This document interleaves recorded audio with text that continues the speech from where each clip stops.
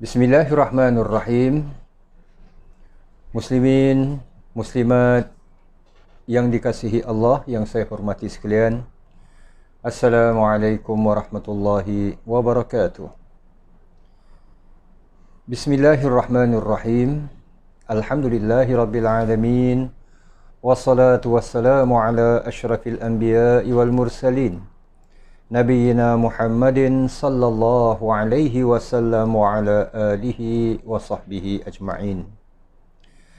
Rabbi syrah li sadri wa yassir li amri wa hlul 'uqdatam min lisani yafqahu qawli. Subhanaka la ilma lana illa ma 'allamtana innaka antal alimul hakim. Rabbi a'udzu bika min hamazatis syayatin wa a'udzu bika rabbi an yahdurun. Astaghfirullahalazim, astaghfirullahalazim, astaghfirullahalazim wa atubu ilaih, amma ba'd. Alhamdulillah, kita merafakkan kesyukuran kita ke hadrat Allah Subhanahu wa taala, yang mana kita dipertemukan kembali oleh Allah dalam siaran kali ini, yang mana insya-Allah pada siaran kali ini dan insya-Allah untuk beberapa siaran yang akan datang, kita akan menghayati surah yang empunya 8 ayat. Surah yang bernama Al-Bayyinah. Al-Bayyinah yang tertera pada ayat pertama, perkataan Al-Bayyinah itu, dan sekali lagi tertera di ayat yang keempat. Al-Bayyinah bermaksud keterangan ataupun penjelasan yang jelas, yang jitu. Yang sekaligus daripada nama Al-Bayyinah, surah ini memberikan gambaran kepada kita, ia adalah suatu penjelasan yang dibuat oleh Allah Subhanahu wa taala menerusi firman-firman-Nya dalam surah 8 ayat ini, yang disampaikan oleh Nabi sallallahu alaihi wasallam bagi menjelaskan, pertamanya adalah penyelewengan-penyelewengan, salah faham yang ada pada pengamalan orang-orang ahli kitab dan juga orang-orang musyrikin. Keduanya, ia sebagai suatu penjelasan daripada Allah Subhanahu wa taala yang disampaikan oleh Nabi kesayangan kita, bahawa Islam ini mengajak kepada pembetulan. Jadi dia bukan hanya sekadar suatu penjelasan tentang penyelewengan, tentang pemesongan, tetapi ianya mengajak, penjelasan yang mengajak kepada inilah yang sepatutnya kamu ikut. Jadi muslimin dan muslimat yang dirahmati Allah, surah ini yang bernama Al-Bayyinah ini adalah surah Madaniyah yang empunya 98, surah Al-Madaniyah ini adalah merupakan surah yang ke-98 mengikut urutan surah-surah Al-Quran. Dan daripada sudut sejarahnya, ia merupakan surah yang ke-91 diturunkan, iaitu diturunkan selepas surah Al-Insan dan sebelum surah yang terpanjang dalam Al-Quran, iaitu surah Al-Baqarah. Yang mana topik utamanya adalah pendedahan, sebagaimana yang disebutkan tadi, pendedahan, keterangan, penjelasan yang dibuat oleh Al-Quran tentang sikap orang-orang kafir yang enggan menerima Islam dan kerasulan Nabi kita Nabi Muhammad sallallahu alaihi wasallam, meskipun baginda yang menyampaikan Al-Quran ini menyampaikan bahkan ayat Al-Quran itu difirmankan dengan keterangan-keterangan yang jelas. Yuk mari kita menyelongkar sedikit sebanyak tafsiran dan pengajaran yang dapat kita timba daripada 3 ayat pertama. Yaitu firmanullah subhanahu wa ta'ala ba'da a'udhu billahi samil alim minasyaitanir rajim. لم يكن الذين كفروا من أهل الكتاب والمشركين منفكين حتى تأتيهم البينة. Orang-orang kafir, baik dari kalangan ahli kitab. Ahli kitab kita maklumi, yang dimaksudkan adalah orang-orang Yahudi dan orang-orang Nasrani. Jadi, orang-orang kafir bermakna mereka yang ingkar, yang enggan, yang Rasulullah mengajak mereka, mereka tak nak. Orang-orang kafir baik dari kalangan ahli kitab wal musyrikin dan orang-orang musyrik. Orang-orang musyrik adalah orang-orang yang menyembah Tuhan yang banyak.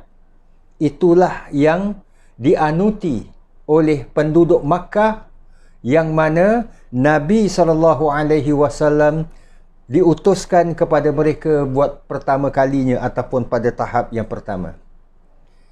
Jadi orang-orang yang kafir, baik dari kalangan ahli kitab serta orang-orang musyrik, mereka ini, kata Allah, tidak akan terlepas dari kepercayaan dan amalan mereka masing-masing hatta ta'tiyahumul bayyinah, sehingga datang kepada mereka bukti yang jelas nyata.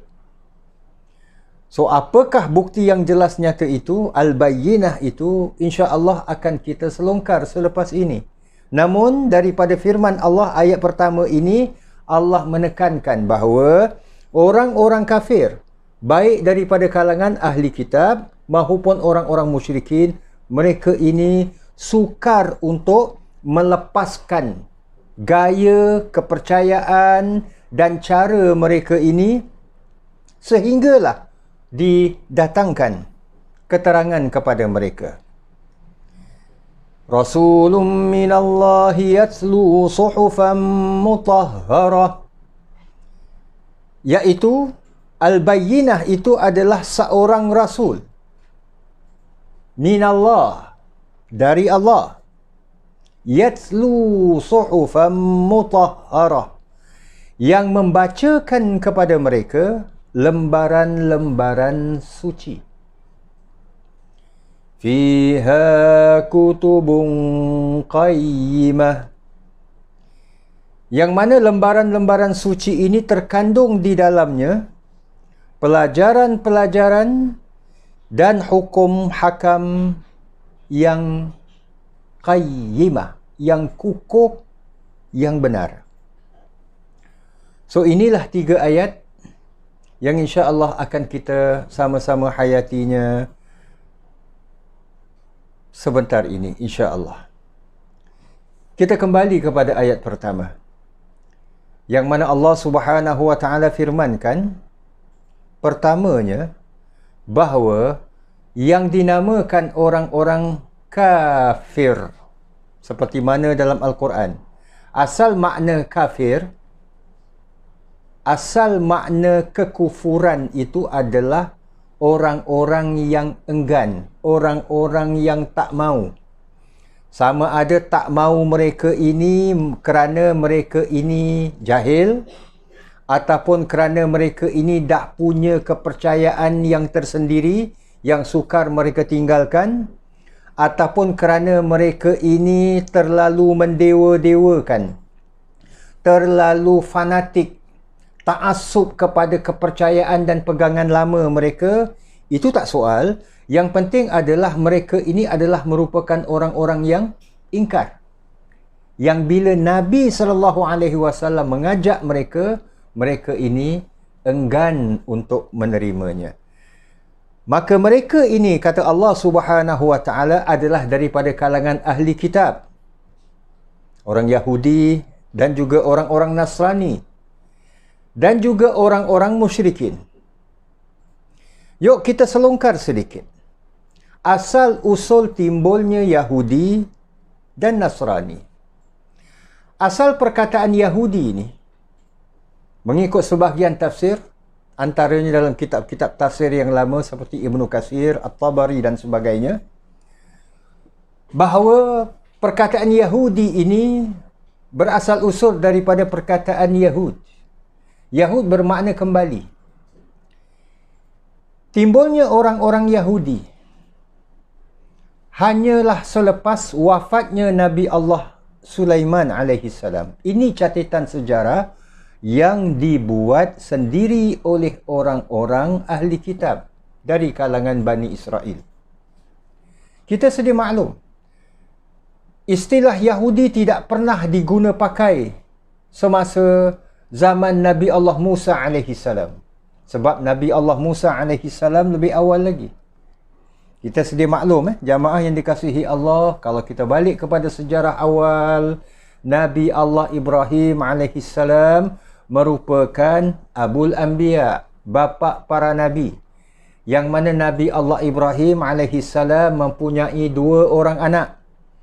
Anak yang pertama Nabi Allah Ismail daripada isteri beliau, iaitu Hajar, yang Allah perintahkan semasa Nabi Ismail ini masih lagi kecil, Ibrahim, kau bawa Ismail dan ibunya ke Makkah. Makkah yang pada ketika itu tak ada apa-apa.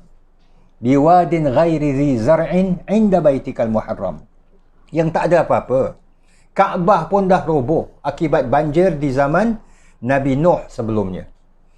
Maka daripada situlah Nabi Allah Ismail kemudiannya ditemui oleh kabilah orang-orang Arab dan memelihara mereka lantaran adanya air Zam-Zam. Sejarah ini sama-sama kita maklumi. Walhamdulillah. Dan Nabi Allah Ibrahim sering berulang-alik dari Makkah ke Palestin, Palestin ke Makkah, sehinggalah dewasanya sedikit Nabi Allah Ismail, di mana Allah Subhanahu wa taala perintahkan agar Nabi Allah Ibrahim dengan bantuan Nabi Ismail ini membangunkan semula Kaabah. Wa idh yarfa'u Ibrahimul qawa'ida minal bait, iaitu untuk dibangunkan ceracak-ceracak agar Kaabah ini terbangun. Tujuannya apa? Agar mentauhidkan Allah Subhanahu wa taala. Kemudian jauh selepas itu, bila mana Nabi Allah Ibrahim alaihi salam sudah lanjut usia, bersama dengan isterinya Sarah, telah didatangi oleh para malaikat yang diutuskan oleh Allah menyerupakan diri mereka ini sebagai manusia, yang dijamu oleh Nabi Allah Ibrahim alaihi salam di rumahnya. Apabila mereka ini datang, maka para malaikat ini, kedatangan para malaikat ini membawa 2 berita. Berita yang pertama, yang mana mereka sebenarnya diutuskan untuk menghancurkan kaum Lut, iaitu di wilayah ataupun daerah yang berjiran. Itu yang timbul kekhawatiran Nabi Allah Ibrahim alaihi salam, dengan Nabi Allah Ibrahim mengatakan sesungguhnya di negeri itu terdapat Nabi Allah Lut. Tapi para malaikat memberikan jaminan bahawa Nabi Allah Lut dengan orang-orang beriman akan dipindahkan terlebih dahulu, sebelum bumi negeri Lut, Nabi Allah Lut itu diterbalikkan. Berita kedua yang nak disampaikan adalah yang Nabi Allah Ibrahim akan dapat seorang anak, iaitu anak yang Allah sendiri beri nama, iaitu Ishaq. Bukan sekadar Ishaq saja, bahkan nanti daripada Ishaq ini Nabi Allah Ibrahim akan peroleh cucu. Wa min wara'i Ishaqa Yaqub, iaitu akan dapat cucu yang diberi nama Yaqub. Jadi muslimin muslimat yang dirahmati Allah, ketika itu Nabi Ibrahim dah lanjut usia. Yang mana Sarah sendiri bila mana mendengar berita ini, ia merasakan satu perkara yang amat mustahil. tapi atas keizinan Allah Subhanahu wa taala, atas kehendak Allah Subhanahu wa taala, Allah Subhanahu wa taala menentukan yang Nabi Allah Ibrahim dalam usianya yang lanjut akan mendapat cahaya mata. Itulah Nabi Allah Ishaq alaihi salam. Daripada Nabi Ishaq ini, lahirlah Nabi Allah Yaqub. Kemudiannya, Nabi Allah Yaqub alaihi salam dalam kisah yang tertera di surah Yusuf, yang mana Nabi Allah Yaqub mempunyai 12 orang anak. Salah seorang di antaranya adalah Yusuf, iaitu Nabi Allah Yusuf. Kan dalam kisah Nabi Allah Yusuf alaihi salam, Nabi Yusuf ada menceritakan mimpi beliau kepada ayahnya, iaitu Nabi Yaqub. Maka Nabi Yusuf ini menceritakan ia nampak dalam mimpinya yang mana 11 buah bintang, begitu juga dengan bulan dan matahari sujud kepadanya. Itu yang Nabi Allah Yaqub alaihi salam kemudiannya memberitahu kepada Nabi Yusuf, jangan sampaikan berita ini kepada adik-beradikmu, sebab takut timbul cemburu mereka. Muslimin dan muslimat yang dirahmati Allah, bukanlah kita nak menyentuh tentang bab sejarah ini, tapi kita nak melihat daripada mana asal usul Yahudi itu timbul sebelum kita melihat kepada bab orang-orang Nasrani pula. Jadi Nabi Allah Yaqub alaihi salam mempunyai selain daripada Nabi Allah Yusuf 11 anak yang lain. So jumlah mereka adalah 12 orang anak. Jadi 12 orang anak ini, mereka ini daripada 12 orang anak lahirlah keturunan-keturunan yang ramai. Maka keturunan-keturunan yang ramai ini bergelar Bani Israel. Israel itu sendiri adalah nickname, gelaran, nama gelaran yang diberikan kepada Nabi Allah Yaqub. Ia daripada bahasa Ibrani ataupun bahasa Hebrew. Israel, Isra bermakna hamba, Il dalam bahasa Ibrani bermakna Allah. Jadi Israel adalah hamba Allah. Samalah kalau bahasa Arab tu Abdullah. Jadi Bani Israel, anak cucu keturunan Israel, iaitu anak cucu keturunan Yaqub bin Ishaq Ibrahim. Maka kita sedia maklum dalam sejarah Nabi Allah Yusuf alaihi salam, yang mana Nabi Allah Yusuf kemudiannya disingkirkan ataupun dianiaya oleh adik-beradiknya, yang membawa kepada Nabi Yusuf dari Palestin itu dibawa dan dibesarkan di Mesir. Dan di zaman dewasanya Nabi Allah Yusuf alaihi salam, Nabi Allah Yusuf alaihi salam pernah menjawatan menteri yang dipercayai oleh Raja Mesir pada ketika itu. Dan di Mesir malah sekitarannya, negeri-negeri sekitarannya, termasuklah Palestin, dilanda kemarau. Yang mana akhirnya Nabi Allah Yusuf alaihi salam mengumpulkan kaum kerabatnya, keturunan Bani Israel ini di bumi Mesir. Namun selepas wafatnya Nabi Yusuf alaihi salam, berlakulah rampasan kuasa oleh penduduk Mesir itu sendiri, orang-orang Egyptian ataupun orang-orang Kipti, anak watan Mesir ini, yang mana mereka kemudiannya menjadikan kaum pendatang, iaitu keturunan Bani Israel, sebagai hamba abdi di bumi Mesir. Itulah yang kemudian diperintahkan untuk dibangunkan piramid, Sphinx dan sebagainya. Maka selepas itu Allah mengutuskan Nabi Allah Musa alaihi salam. So Nabi Allah Musa, bila Allah utuskan kembali ke Mesir selepas melarikan diri, maka Nabi Allah Musa alaihi salam dalam sejarahnya yang kita maklumi membawa dua tugas yang besar. Satu, berdakwah kepada Fir'aun. Kedua, bawa keluar Bani Israel dari bumi Mesir kembali ke Baitul Maqdis, tempat asal mereka.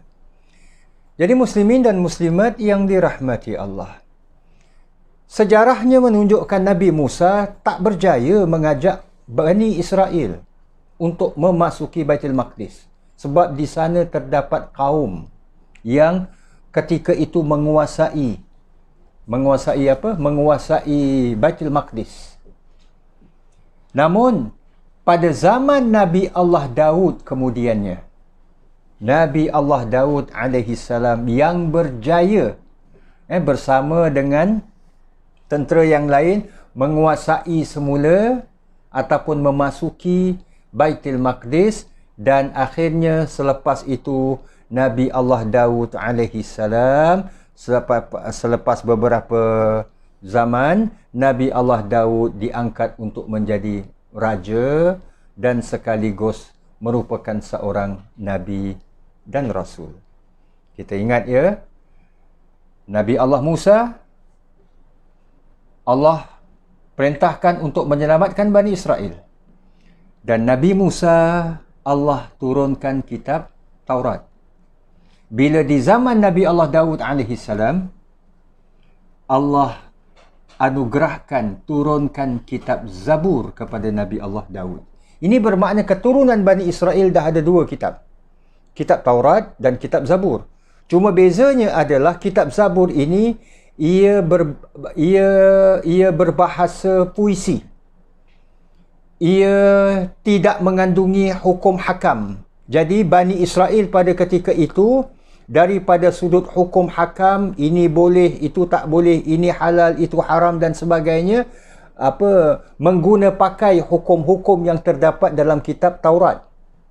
Dalam kitab Zabur lebih banyak kepada sejarah-sejarah kiamat, gambaran tentang kiamat dan sebagainya, termasuk berita tentang akan datangnya nanti seorang Nabi yang terakhir sebagai Nabi akhir zaman. So Nabi Daud alaihi salam mentadbir di bumi Baitul Maqdis, memimpin Bani Israel. Dan beliau sudah barang tentu menghadapi pelbagai halangan dan cubaan. Namun beliau dilihat dalam sejarah sebagai antara orang yang berjaya sebab mukjizat yang Allah kurniakan kepada baginda Nabi Allah Daud alaihi salam cukup luar biasa. Mampu mengarahkan angin dan sebagainya kan. Sehingga ini menjadi kebanggaan orang-orang Bani Israel. Sebab itu mereka bila meletakkan simbol mereka, sebahagian simbol mereka, mereka letakkan Star of David. David tu kembali kepada Nabi Daud lah. Nabi Daud adalah ayah kepada Nabi Sulaiman alaihi salam. So bila mana Nabi Allah Daud alaihi salam wafat, Nabi Sulaiman naik menjadi raja.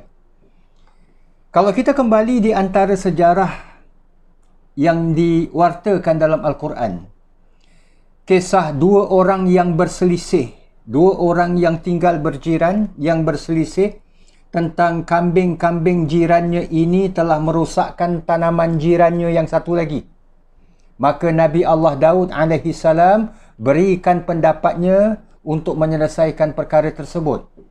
Lalu pendapat itu telah dicelah ataupun Nabi Sulaiman mencelah dengan memberikan pendapat yang akhirnya kelihatan tidak merugikan sesiapa pun.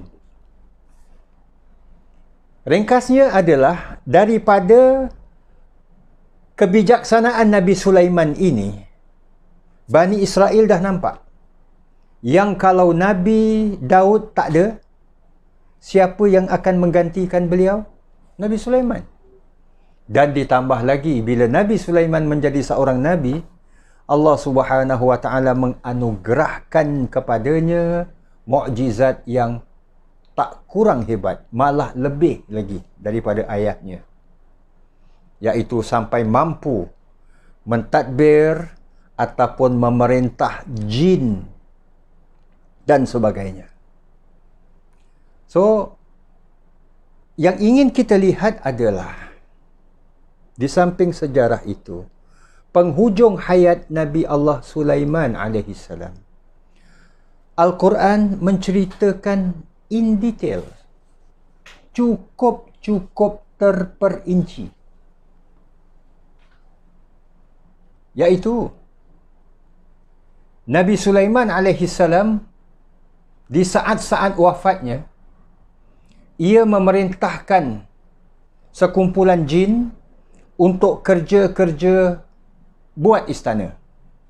Jin pun jamaah dirahmati Allah, bila nak buat istana, dia tak boleh buat cara magic, tik gini aja istana jadi. Tak, dia kena buat kerja-kerja yang sepatutnya. Maka sewaktu memerhatikan kerja-kerja membangunkan istana ini yang dibuat oleh jin ini, Nabi Allah Sulaiman alaihi salam duduk memerhatikannya sambil berteleku, iaitu dengan berteleku dengan tongkatnya. Sehingga itulah, pada ketika itulah yang mana bila Nabi Sulaiman wafat dan anai-anai makan tongkatnya itu, sehingga Nabi Sulaiman bila tongkatnya itu dah dimakan anak-anak, kemudian Nabi Sulaiman tersungkur. Barulah jin yang sibuk buat kerja-kerja kontraktor ni kan, kerja-kerja bikin istana ni, baru mereka terperasan bahawa Nabi Sulaiman wafat. Bila kita renungi, apa perlu Al-Quran nak menceritakan wafatnya Nabi Sulaiman alaihi salam secara detail,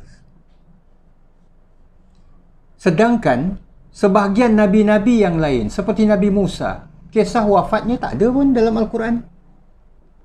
Nabi Sulaiman, Nabi Daud sendiri tak ada pun.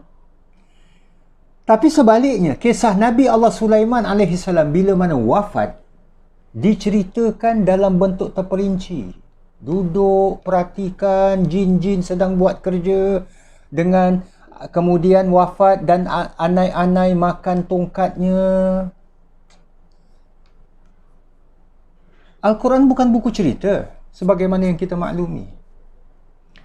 Al-Quran bila mana memperincikan sesuatu, mendetailkan sesuatu, ia mengandungi maksud dan tujuan. Bila Al-Quran tidak menyentuhnya secara detail, pun mengandungi tujuan. So, muslimin dan muslimat yang dirahmati Allah, daripada kisah perincian detail wafatnya Nabi Allah Sulaiman alaihi salam, jin pun terperanjat. Nasib baik jin tak terkena terperanjat beruk. Jin cuma terperanjat aja. Dia terkejut. Mereka ini melihat tiba-tiba Nabi Sulaiman wafat. Mereka terkejut. Bermakna kewafatan Nabi Allah Sulaiman alaihi salam adalah kewafatan yang mengejutkan. Bukan jin saja yang terkejut, yang tak prepare, yang tak bersedia, yang tidak menjangka Nabi Allah Sulaiman wafat dalam keadaan dan situasi seperti ini. Bukan setakat jin saja, termasuklah Bani Israel. Pada ketika itu Nabi Sulaiman alaihi salam yang mempunyai kerajaan yang cukup yang cukup hebat, yang cukup luas. Dari Palestin, kalau kita lihat map, dari Palestin menjala ke bahagian selatan sampai ke Sabak di Yaman, iaitu kerajaan Balqis sebelumnya. So, muslimin dan muslimat yang dirahmati Allah, bukan setakat keluasan saja, malah kekayaan. Jadi, apabila wafatnya Nabi Allah Sulaiman alaihi salam secara mengejut, maka berlakulah perebutan kuasa selepas itu. Siapa yang akan mengambil alih pentadbiran negara, itu yang direbutkan. Dari perebutan ini timbullah permusuhan demi permusuhan.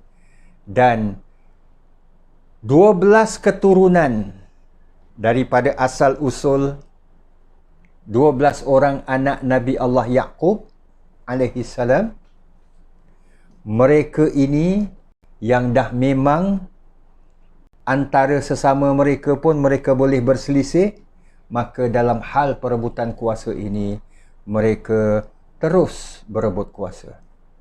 Itulah akhirnya muncul satu golongan daripada kalangan-kalangan mereka ini yang kata orang tu menyendiri, yang tidak mahu terlibat dalam perebutan kuasa ni, yang slogan mereka, laungan mereka, diorang ni nak apa, nak rebut kuasa, nakkan kekayaan, pergilah, kita nak kembali kepada Allah.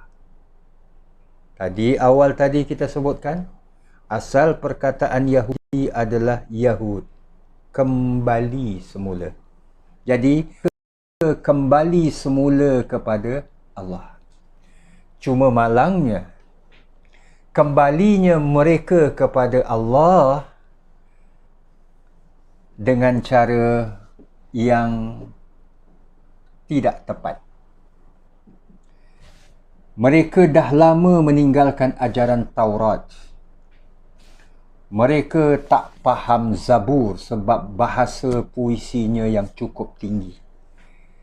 Lalu diolahkan oleh ahli ataupun alim ulama mereka, dan pengolahan kitab Taurat oleh alim ulama mereka ini mengikut kepala otak mereka, iaitu mengikut apa yang dirasakan wajar oleh ahli-ahli agama.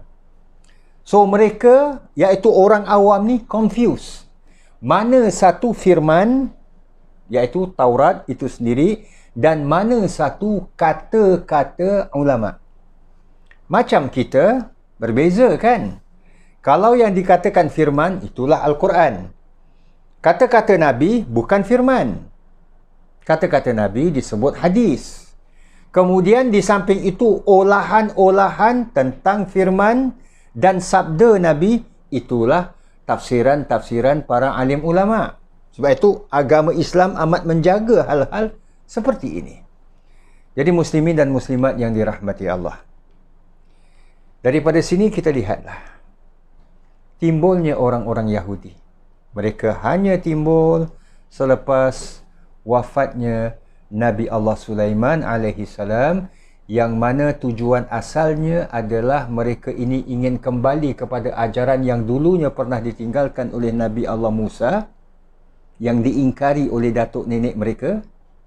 Kemudian mereka juga ingin kembali kepada apa yang ditunjuk ajarkan oleh Nabi Allah Dawud alaihi salam, tapi sayang dan malangnya mereka telah lama meninggalkan ajaran-ajaran itu, sehingga mereka kembali kepada apa yang difatwakan, apa yang diilhamkan oleh alim-alim ulama mereka.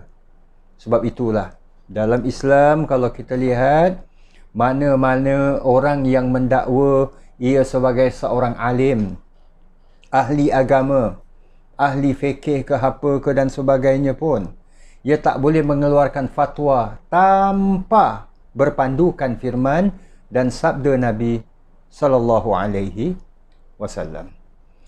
Jadi muslimin dan muslimat, disitulah kalau kita lihat, ia adalah sedikit sebanyak asal usul timbulnya orang-orang Yahudi. Nasrani pula. Perkataan Nasrani adalah berasal usul daripada perkataan Nasr, iaitu pertolongan, yang mana mereka ini adalah golongan yang merupakan orang-orang yang ingin menolong, menghidupkan kembali ajaran-ajaran Islam yang disampaikan oleh Nabi Allah Isa alaihi salam. Kita sedia maklum, Nabi Allah Isa adalah Nabi yang terakhir yang Allah Subhanahu wa taala utuskan kepada Bani Israel. Bermakna selepas kitab Taurat lama dulu yang Allah turunkan kepada Nabi Musa. Kemudian Nabi Allah Daud. Kemudian Allah Subhanahu wa taala lama selepas itu baru turunkan kitab Injil menerusi Nabi Allah Isa alaihi salam. Dan Nabi Allah Isa alaihi salam, kalau kita sedia maklum dalam Al-Quran pun sendiri ada menjelaskan bahawa Nabi Isa ini antara mukjizatnya adalah beliau yukallimun nasa fil mahdi wa kahla. Beliau dapat berbicara kepada manusia sewaktu masih dalam buaian lagi. Bahkan dapat mengajarkan isi kitab Taurat dan Injil. Taurat dan Injil. Yang mana menunjukkan inilah Taurat yang telah diselewengkan ataupun yang telah disalahfahami oleh orang-orang Bani Israel sebelum Injil, dan ini juga Injil. Maknanya tidak ada percanggahan. Ajaran yang ada terdapat dalam Taurat dan yang terdapat dalam Injil. Kenapa tak diperkatakan Zabur? Sebab Zabur macam dah kita maklumi, ia sebuah kitab yang banyak terkait ataupun yang banyak kontennya itu daripada sudut sejarah. Bab-bab akidah tidak begitu banyak. Hukum langsung tak ada. Sedangkan Injil, yes. Sama, hampir sama seperti Taurat daripada segi kontennya. Jadi, Nabi Allah Isa alaihi salam, sejarahnya kita maklumi bahawa beliau ini dikejar ataupun dicuba nak dianiaya dan dibunuh oleh orang-orang pendeta-pendeta agama orang-orang Yahudi ini. Sebab ajaran kitab Injil mengajak kepada kebenaran dulunya yang pernah diajarkan oleh Nabi Allah Musa alaihi salam. Lalu, bila ajaran ini yang telah dipesongkan oleh alim ulama mereka, yang mana alim ulama mereka, iaitu orang-orang Yahudi ini sendiri, mereka ini dikuasai oleh raja. Alim ulama ini dikuasai oleh raja. Itu yang menjadikan hukum-hukum mereka ni double standard. Kalau kalangan raja, pembesar-pembesar, pemimpin-pemimpin, benda-benda yang haram pun boleh jadi halal. Dan ini diperbetulkan. Sebenarnya Al-Bayyinah ini juga dibuat oleh oleh Nabi Allah Isa menerusi kitab Injil itu sendiri. Tapi itulah, dikarenakan itu Nabi Isa alaihi salam diburu dan cuba dibunuh. Itulah yang Allah Subhanahu wa taala menerusi sebahagian tafsir menyatakan Allah bal rafa'ahu, bahkan Nabi Isa alaihi salam diangkat oleh Allah Subhanahu wa taala. Jadi kesimpulannya adalah apabila ketiadaan Nabi Musa, sebahagian riwayat menyebutkan inni mutawaffik, sesungguhnya aku mewafatkan kamu, iaitu sebahagian tafsiran menyatakan Nabi Allah Isa alaihi salam telah wafat. Ni ada dua tafsiran, dua pendapat. Nabi Allah Isa AS diangkat oleh Allah, maknanya belum wafat. Nabi Allah, pendapat kedua, Nabi Allah Isa AS diwafatkan oleh Allah. Kesimpulannya adalah selepas Nabi Allah Isa AS, orang-orang yang beriman dengannya ingin menghidupkan kembali. Tetapi mereka ini menjadi pelampau. Menjadi pelampau maksudnya adalah pada kepercayaan mereka, Nabi Isa AS adalah luar biasa. Antara keluar biasaannya daripada insan lain adalah insan lain dilahirkan daripada ibunya, yang ibunya berkahwin dengan seorang lelaki yang dipanggil ayah. So ada ayah, ada ibu, baru ada anak. Isa ni ada ibu sebab dilahirkan secara normal. Ibunya yang melahirkan. Tapi dalam waktu yang sama, mana ayahnya? Tak mungkin Maryam seorang wanita yang tak baik. Maka mereka percaya bahawa Isa itu adalah anak Tuhan. Ini keluarbiasaan yang cukup unik yang ada pada Nabi Allah Isa AS. Al-Quran pun sendiri mengakui keunikan ini.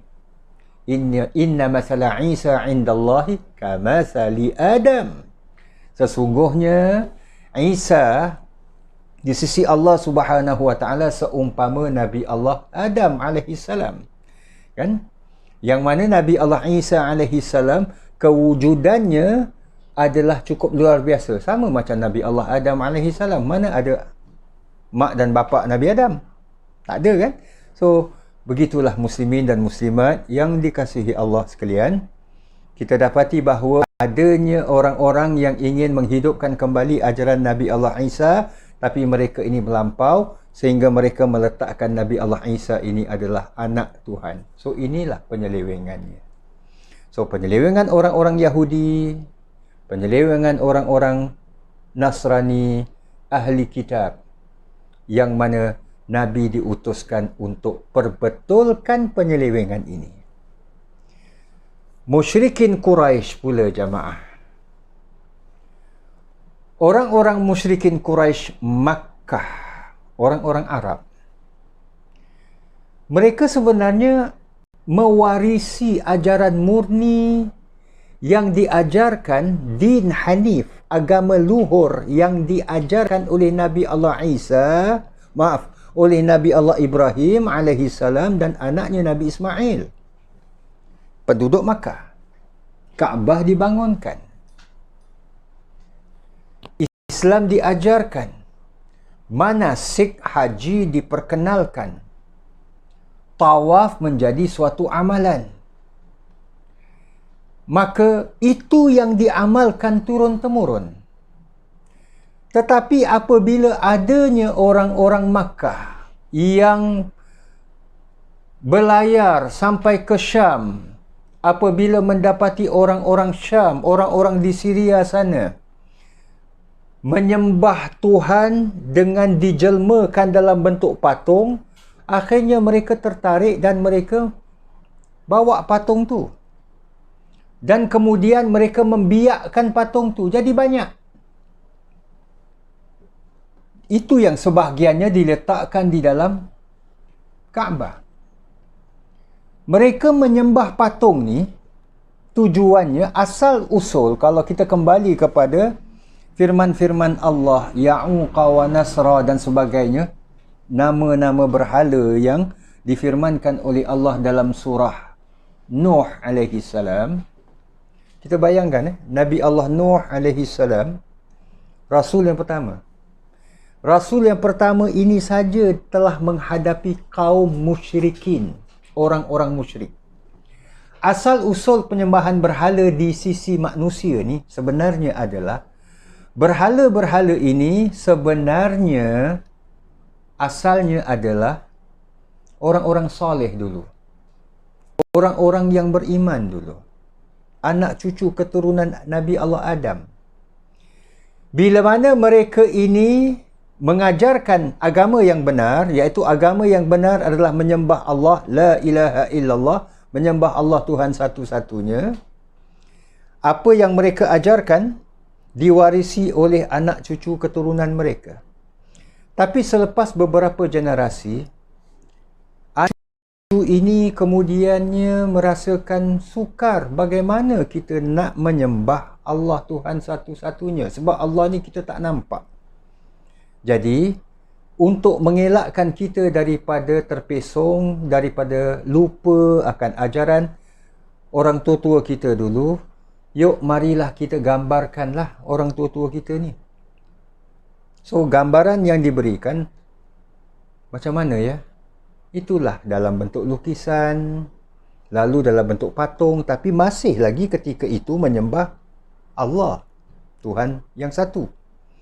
Tapi kemudiannya mereka menjadikan patung-patung ini sebagai berkat.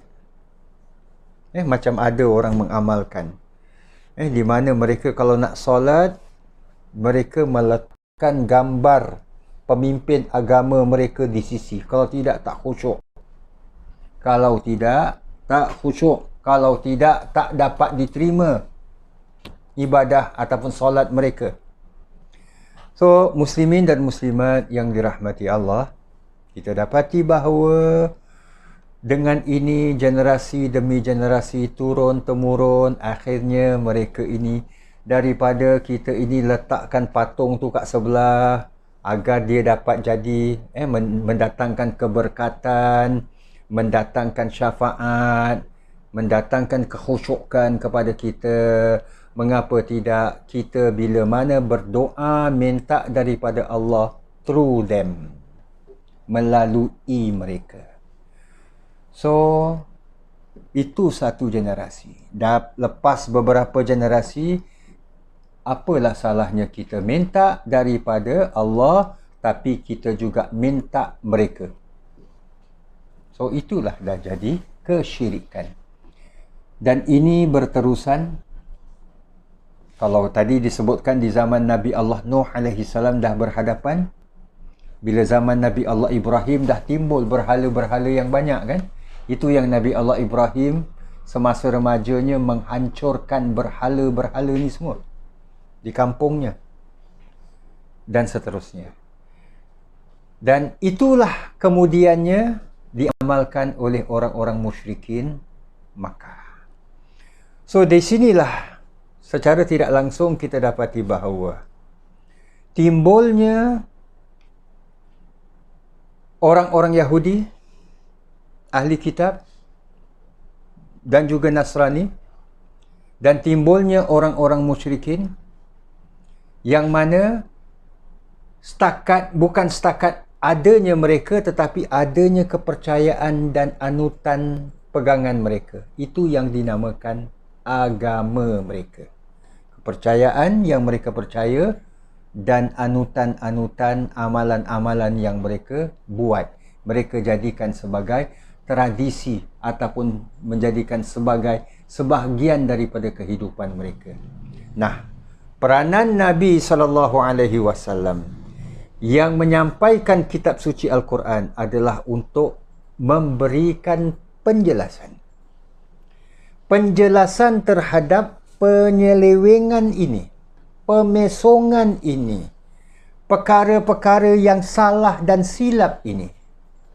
Maka kita dapati bahawa itulah al-bayyinah yang disampaikan oleh Nabi sallallahu alaihi wasallam. Namun kita akan lihat bagaimana responnya orang-orang ahli kitab Yahudi dan Nasrani dan responnya orang-orang musyrikin terhadap dakwah Nabi sallallahu alaihi wasallam. So muslimin dan muslimat yang dirahmati Allah, kita berhenti di sini dulu untuk siaran pada kali ini. Terima kasih di atas kesudian bersama-sama. InsyaAllah kita akan menyambungnya kembali dalam siaran yang akan datang. Terima kasih di atas kesudian. Dan mari sama-sama kita akhiri dengan tasbih kafarah dan surah Wal-Asr. Bismillahirrahmanirrahim. Subhanakallahumma wa bihamdika. Ashhadu an la ilaha illa anta. Astaghfiruka wa atubu ilaik. A'udzu billahi minasyaitonir rajim. Bismillahirrahmanirrahim. Wal 'asri innal insana lafi khusr illa allazina amanu wa 'amilus shalihat wa tawasaw bil haqqi wa tawasaw bis sabr. Shadaqallahul 'azim. Aqulu qawli hadha wa astaghfirullahal 'azim li wa lakum wa lisairil muslimin. Wassalamu alaikum warahmatullahi wabarakatuh.